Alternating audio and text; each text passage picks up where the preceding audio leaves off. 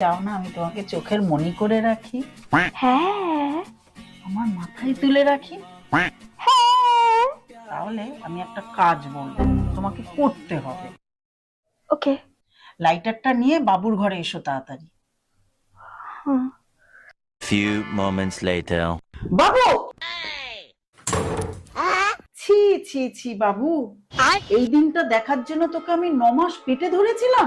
আজকে তোর বাবা আসুক, তোর হবে। পোটটা পেকে গেছে না খুব? তোমার বিড়ি খাওয়া আমি বার করছি। বিড়ি টিড়ি খাই না আমি।